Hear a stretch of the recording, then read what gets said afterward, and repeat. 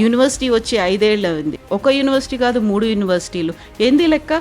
Systematic గా మంచి విద్యను అందిస్తా ఉంటే భగవంతుని ఆశీర్వాదం కూడా చాలా బాగా ఉంటది. ఏం నమ్మి వచ్చిండ్రు వాళ్ళు అసలు అంతమంది? 70-80% తో పాస్ అవుతుంది. జాబ్ వస్తలేదు.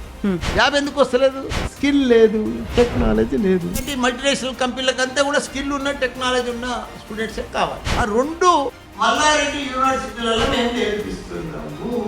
ఎక్కడ చూసినా 3 లక్షలు 4 లక్షలు పర్ ఇయర్ ఫీజు ఉంటుంది. నా దగ్గర అట్లా ఉండదు. Maximum 2 lakhs. జాబ్ ప్లేస్మెంట్స్ ఉంటాయా? ట్రాక్ రికార్డ్ కూడా చూస్తారు కదా. 100% ప్లేస్మెంట్. అరే ప్రపంచంలో ఒక్కసారి నీకు స్కిల్ టెక్నాలజీ వచ్చింది అనుకో, ప్రపంచాన్ని లీడ్ చేస్తావు నువ్వు.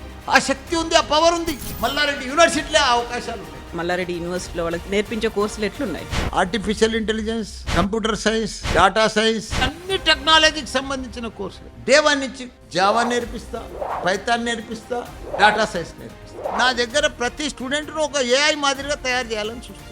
ఎప్పుడైనా అనిపించిందా ఇంతకు మించి ఇంకేమైనా చేస్తే ఏం చేయొచ్చు అనేది? నాకు భగవంతుడు పెద్ద సమస్యలు ఇచ్చిండు, మంచి కొడుకులను ఇచ్చిండు, 50,000 మంది స్టూడెంట్స్ని ఇచ్చిండు, 10,000 మంది టీచర్లను ఇచ్చిండు, రాజకీయంలో మంచి ఎంపీ ఇచ్చిండు, మళ్ళీ ఇప్పుడు ఎమ్మెల్యే. ప్రతి రంగంలో నేనే ఉన్నా. ఇందులో గలడు, అందులో లేడు, అందు చూసినా ఇందందు చూసినా మల్లారెడ్డి గలడు.